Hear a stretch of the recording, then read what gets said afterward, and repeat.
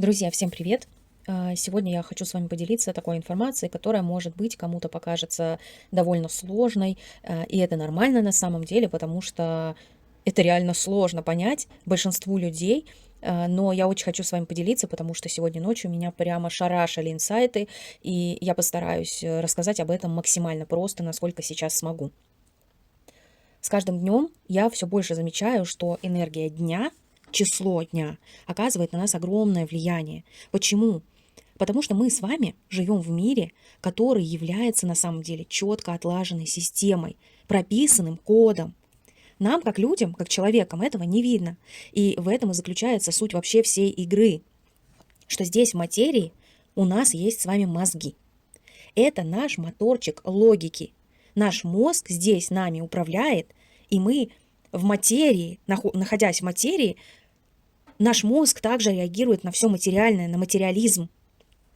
Но внутри нас все же встроен тот самый файл, кодовый какой-то файл, который говорит нам о том, что мы здесь, скажем так, не совсем одни.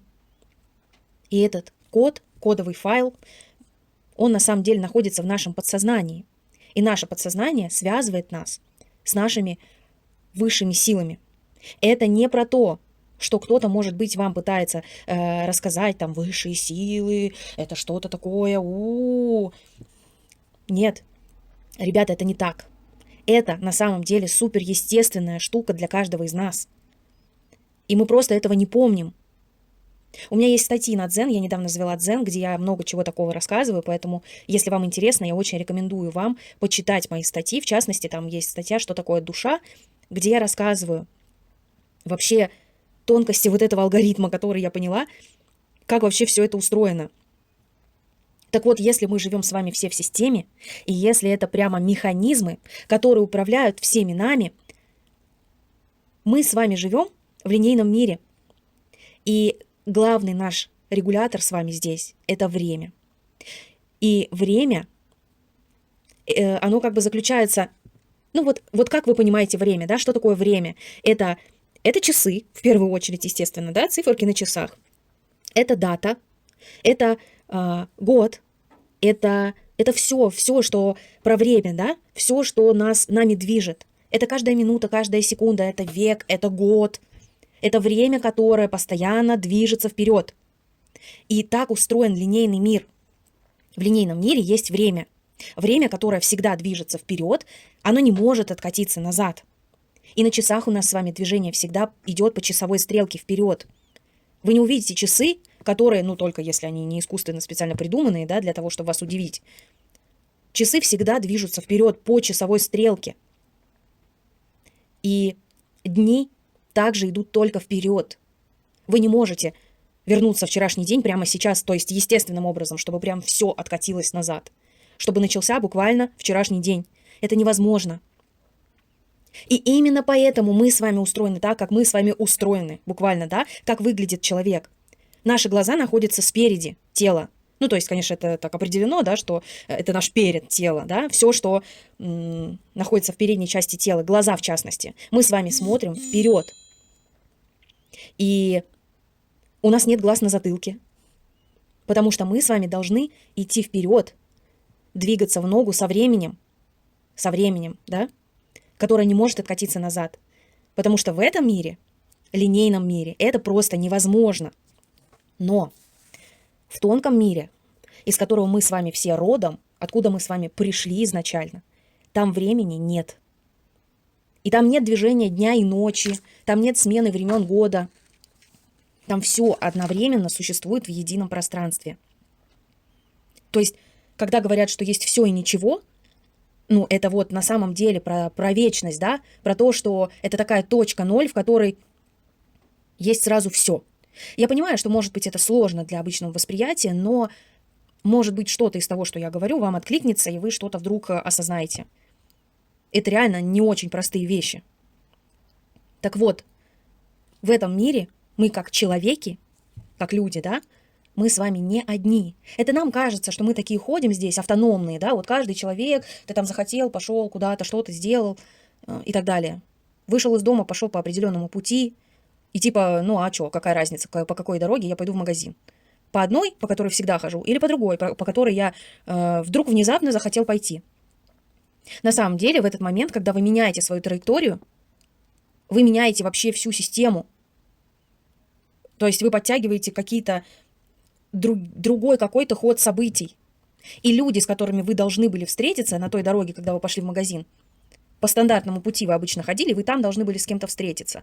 Но вы тем самым, что вы пошли в магазин по другой тропинке, в этот конкретный день вы подтянули к себе изменение судьбы тех людей, с которыми вы должны были встретиться. Потому что если вы должны были встретиться по этому программному коду, в этом алгоритме, в котором мы живем, в котором все продумано, просто есть многовариантность событий.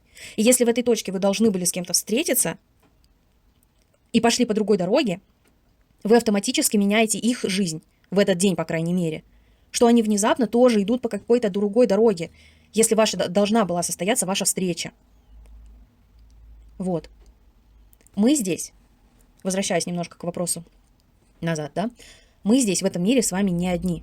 Мы не автономны, ну, то есть не совсем. Автономность нам в какой-то степени добавляет наш мозг, который управляет нами в материи. Но мы не замкнуты в этом, точнее, нет, не так. Мы не закинуты в этот мир, так сказать, на произвол судьбы. То есть, когда мы думаем, что вот мы такие автономные, и что мы можем как-то здесь ходить сами, что-то там решать, или наоборот, что вот у нас там как будто какой-то нет поддержки, опоры, люди, которые попадают в какие-то грустные ситуации, думают, вот, я брошен на произвол судьбы, Бог меня не слышит и так далее, да? Но это не так работает немножко. Это просто человек, который не слышит свой внутренний голос. И я вот так поэтапно сейчас рассказываю, вы дальше поймете, почему я про это говорю. Мы здесь с вами не заброшены на произвол судьбы, как вот отдельный просто человек, который ходит такой, не подвязанный к какому-то шлангу, да, управляемому. Этот мир — это более глубокая, сложная система, в которой все вообще устроено так, что мы не замечаем этой системы, этой самой системы, этого программного кода. Вот настолько все гениально придумано. И понимаете, что мы изначально с вами души. Душа, мы уж сейчас опустим вот этот момент тонкости, почему, как, зачем это все происходит. Я писала об этом статьи на Дзен, рекомендую вам почитать, если вам эта тема интересна. Мы здесь с вами, как души, приходим в материальный мир, так же, как космонавт, который выходит в космос, но для того, чтобы ему туда выйти, он должен быть к нему, ну, скажем так, подготовлен, да, он должен быть в скафандре, для того, чтобы он смог находиться в космосе, человек. А теперь посмотрите на это наизнанку, вот изнутри. И представьте себе человека как душу, которая из тонкого плана пришла в этот мир. Ей здесь нужно быть, здесь нужно работать над собой, но она не может здесь находиться без скафандра, чтобы полностью выполнять все те ключевые роли, которые ей нужно выполнить. А роль скафандра выполняет наше тело. Это, как я всегда говорю, тело — это наш костюмчик нашей души. Мы, еще раз повторюсь, не существуем здесь автономно, как просто каждый отдельный заброшенный человечек. Часть нашей души, хотя мы как бы здесь воплощены в теле, но, ну, вот так не бывает, что душа взяла, оторвалась от общего источника и такая в теле гуляет. Ну, если бы так было, то когда человек умирает, то и душа бы исчезала, но душа никуда не исчезает. Она продолжает жить без тела. И душа сможет жить без тела. А вот тела без души нет. Потому что тело без души — это мертвая плоть. И все. Оно холодное. А энергия, она теплая. Она живая, она одухотворяющая. И мы с вами здесь не одни находимся, потому что часть нашей души, которая вот здесь в нашем теле живет, в нашем костюмчике, ее часть находится наверху. Она остается в пространстве вечности, там, где времени нет. Здесь мы с вами живем в линейном времени. Здесь есть свои правила этого мира, материального мира. А часть нашей души, а что такое душа? Это наше сознание. То, когда мы вот глаза открыли, и мы понимаем, где мы, кто мы, что мы. Душа — это наше сознание. И часть этой души, чистого сознания, находится в вечности, в пространстве вечности. И оно она, точнее, душа, да, управляет нами оттуда, знаете как? Через наше подсознание. Через наше подсознание, к которому нужно ему еще пробиться. То есть оно там есть. Просто мы из-за того, что вот у нас есть голова и мозг в этом материальном мире, который это наш центр управления земной, наш мозг. И логика, да, которая очень часто мешает нам услышать свое подсознание. А наше подсознание и то, что все называют интуицией, да, что это такое? Это как раз то самое, когда наше высшее «я», кусочек нашей души, который остался в общем источнике, в вечности, в нелинейном мире, в котором мы сейчас находимся, в телах, в костюмчиках, в скафандрах. Интуиция — это наша собственная душа, кусочек нашей души, который остался там. Это кусочек души, который смотрит на все сверху и управляет нами, подсказывая нам какие-то штуки, типа куда пойти, по какой дороге, опять же, да, или то, что сегодня, при том, что светит яркое солнце, например, нужно взять зонт. Ну, это вроде как мелочь. Но вот так наше нутро, наша душа, которая осталась в общем источнике и которая разговаривает с нами через наше подсознание, оно нам подает сигналы. Но мы очень часто из-за нашего центра управления земного, из-за мозга и логики, мы это все дело игнорируем. И таким образом мы не слышим свое подсознание, свою же собственную душу. И вот так потихоньку, чем чаще мы перестаем себя слушать, чем больше мы игнорируем интуицию, тем более человек становится таким жестким материалистом.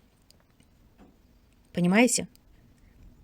Я пишу много об этом сейчас в своих статьях на Дзене, поэтому я очень рекомендую вам почитать, если эта тема вам интересна. Так вот, арканы Таро, о которых я пишу на своем канале сейчас каждый день, аркан вообще, да, переводится как тайна. И на самом деле в этом и заключается великая тайна линейного времени. Все арканы имеют определенное значение, то есть такой кусочек тайны, да. И эта тайна, которая имеет определенное значение, является частью большого алгоритма. Это как вот программисты, когда пишут программные коды, там каждая, там, не знаю, циферка, символ что-то значит и несет в себе какой-то посыл, информацию. Вот.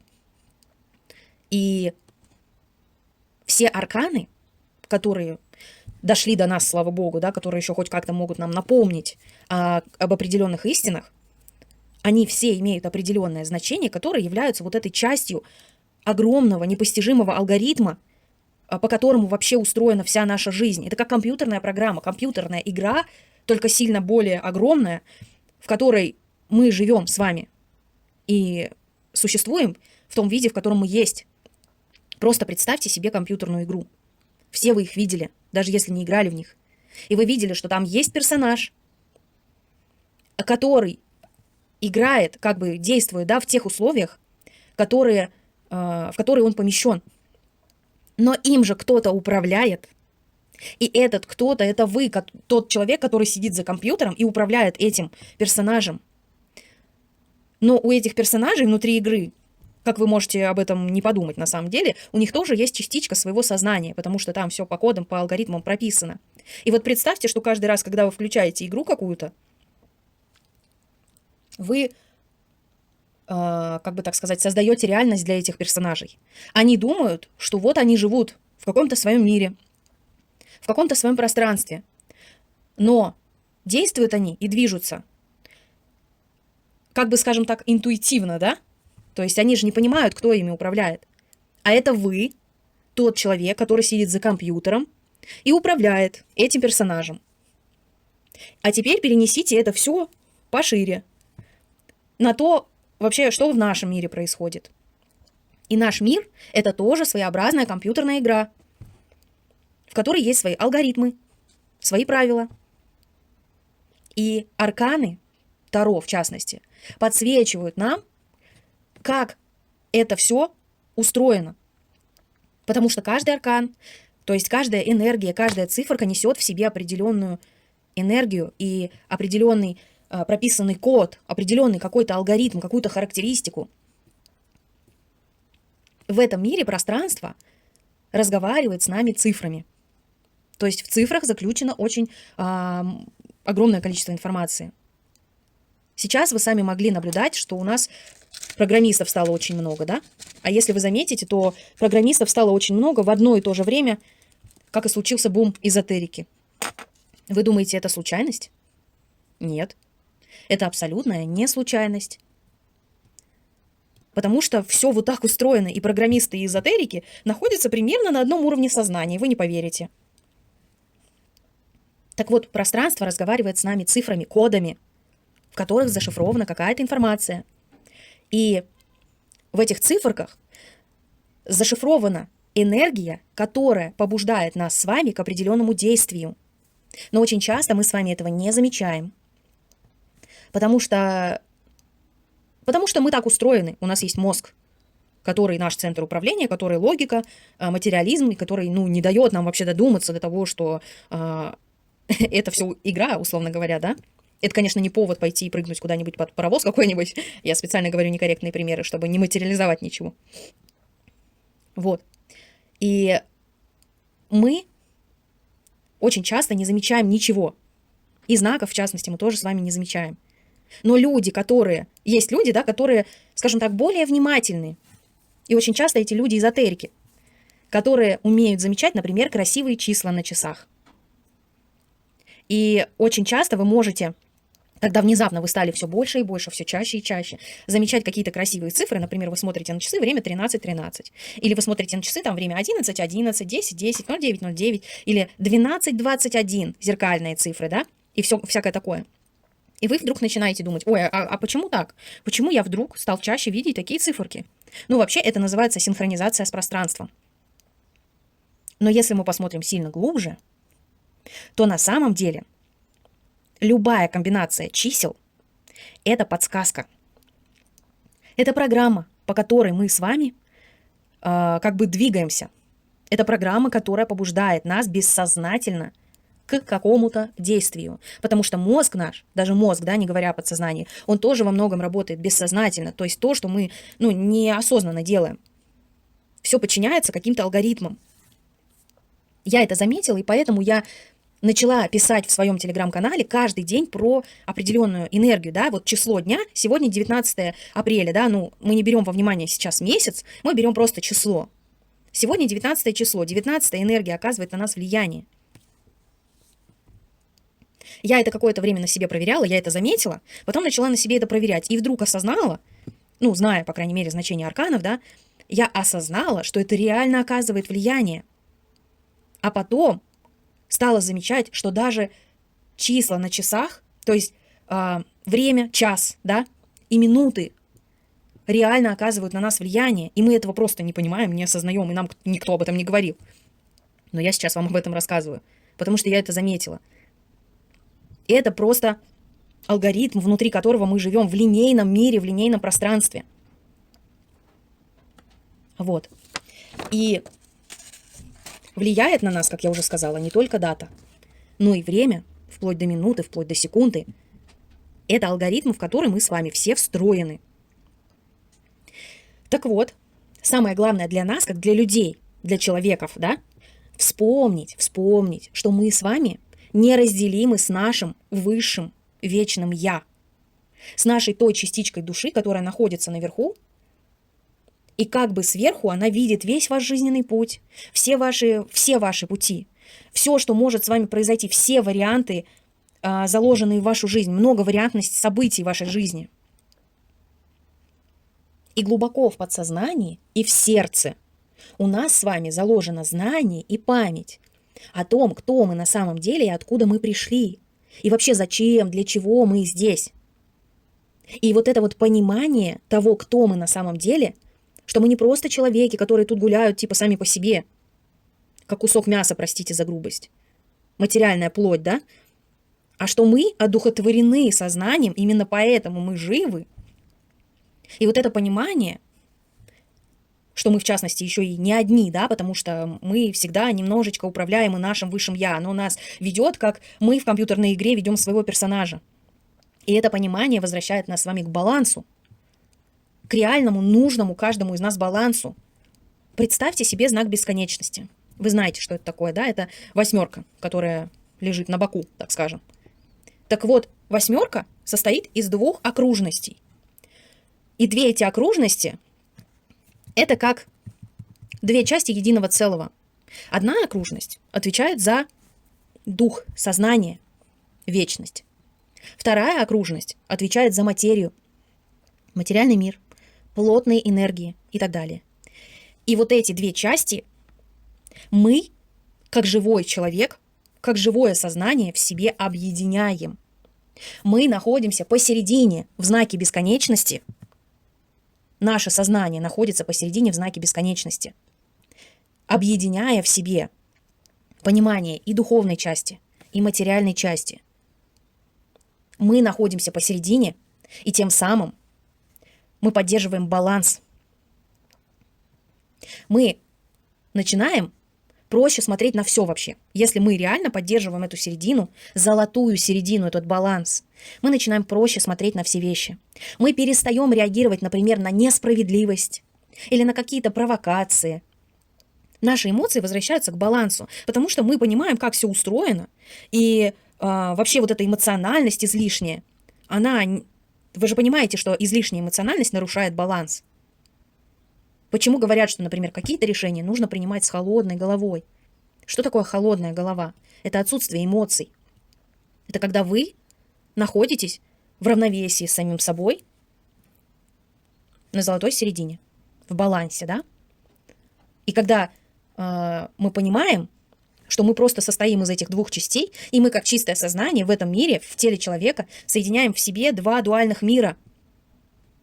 Мир духов, духовный, и мир материи, тел, всего материального, всего, что мы видим, и всего, что мы чувствуем, да, если говорить о духовной части.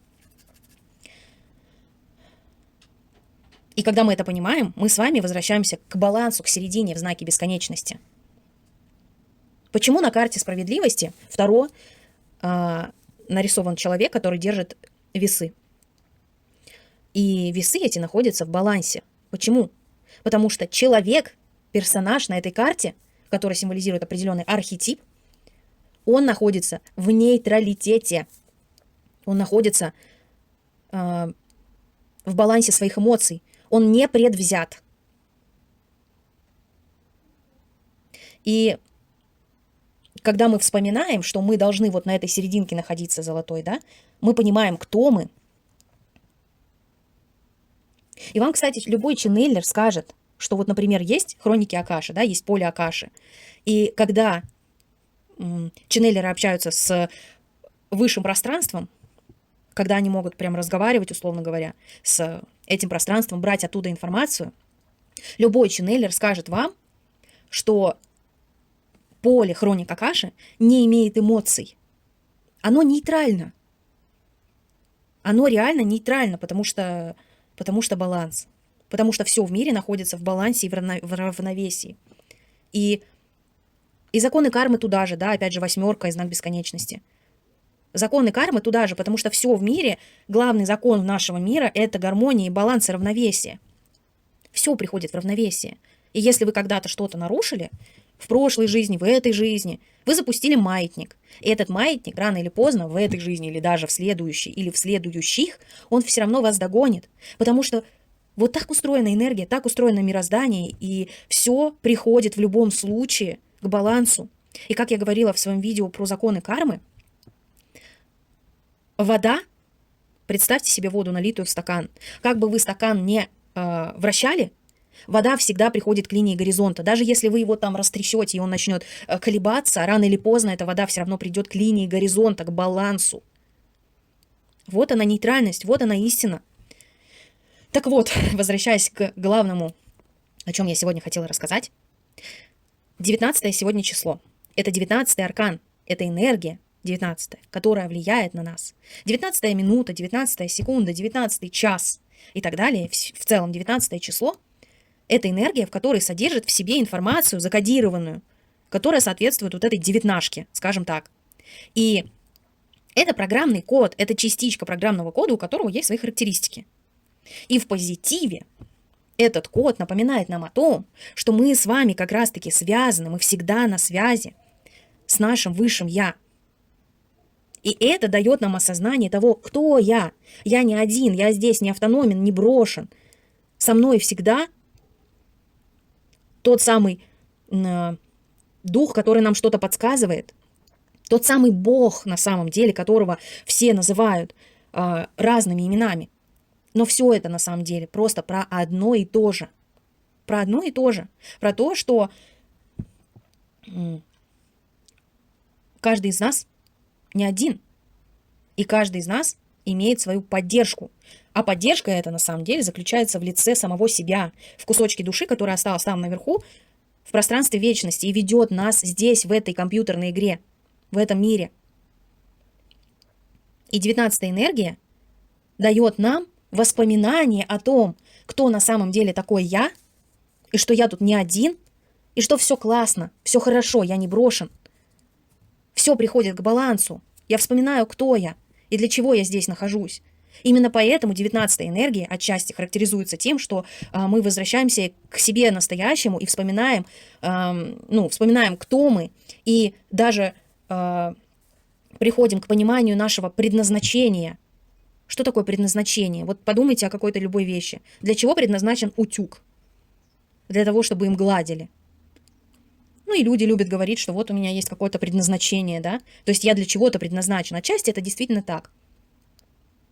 И сегодняшнее число, 19 число, оно напоминает нам или подсказывает нам, исходя из всего нашего прошлого пути, который мы прошли, если брать по числам, то вот от 1 до 19 числа, весь этот путь трансформаций, разных изменений событий в жизни, состояния, изменений нашего мышления. И сегодняшнее число – это результат всего того, что мы прошли, что мы поняли. Это результат. Но результат не кармический, он был вчера, условно говоря, да, потому что было 18 число, 8 кармы. А именно результат как внезапное озарение, такой глобальный инсайт, воспоминание о том, кто мы. И все в мире дуально, как я уже приводила в пример, знак бесконечности, да? То есть все в мире дуально, все имеет две грани единовременно, две крайности. И именно поэтому у арканов, у всех энергий есть плюс и минус. Есть позитив и негатив, или сильные и слабые стороны, да? Дуальность. Почему на карте мага и карте силы над персонажами, которые там нарисованы, над головой стоит знак бесконечности? Потому что это люди, которые понимают или могут вспомнить о том, кто они. В моей матрице есть обе эти энергии. И я вам рассказываю. Мы живем с вами в мире, который является на самом деле очень сложной системой. Как очень сложный программный код со своими алгоритмами. Но все настолько гениально устроено, что мы с вами вот как человеки, как люди, которые активируют вообще своим присутствием весь этот сложный механизм, весь этот материальный мир, мы даже не замечаем происходящего. В материальном мире у нас с вами есть такой моторчик, о котором я уже несколько раз сказала. Это наш мозг, это наш ум и логика, который в мозгах наших на самом деле лежит как бы на поверхности, да? А то самое подсознание, через которое с нами разговаривает наше высшее «Я», шишковидная железа, она находится в глубине. И она ждет, когда мы с вами услышим свой собственный голос внутри себя. Голос своего высшего «Я», кусочка души, который остался в вечности и который всегда нами управляет, потому что оно нас поддерживает, наше высшее «Я», и потому что ему оттуда все видно сверху лучше, чем нам. Оно видит все сверху, все наши пути, все наши вообще, всю многовариантность событий нашей жизни, нашего пути. И матрица судьбы, собственно, с которой я работаю, это инструмент повышения осознанности. Матрица судьбы шикарно это все подсвечивает, потому что мы можем, глядя на матрицу, при должном подходе, да, и умении ей пользоваться, мы можем посмотреть на всю нашу жизнь как бы сверху и увидеть ту самую многовариантность нашего пути. Да, как бы код прописан, да, вот так вот по этим энергиям, по этим арканам, по этим циферкам, кодом, да, алгоритмом прописан наш жизненный путь. Но учитывая дуальность всего, где мы, кстати, должны придерживаться нейтралитета, да, золотой середины, но дуальность все равно есть, как есть плюс и минус у арканов. И в нашей с вами матрице есть целый букет энергий, как 22 отдельных цветочка. Некоторые из них повторяются по несколько раз в букете. И у каждой энергии есть свой плюс и минус. И если какая-то энергия начинает вести себя по минусу или по плюсу, то она как-то всю картину меняет. Меняет те события и подхватывает ту многовариантность развития событий, которая с нами в жизни происходит. Матрица судьбы все это шикарно подсвечивает. А карта здоровья делает это еще больше, на самом деле. До меня это тоже ночью дошло. Я как раз сегодня удивительным образом, очень давно такого не было, но я сегодня уснула очень поздно. Я сегодня уснула где-то в 6 утра. И все это мне приходило в голову, я все это записывала. Карта здоровья подсвечивает нам всю эту историю еще больше. Но об этом я вам уже расскажу когда-нибудь позже. Потому что я поняла глубинный смысл карты здоровья. Хотя на самом деле ее еще постигать и постигать. Это бездонный пласт информации. Поделитесь своим мнением обо всем, что вы услышали в этом аудио. И расскажите, что вам откликается.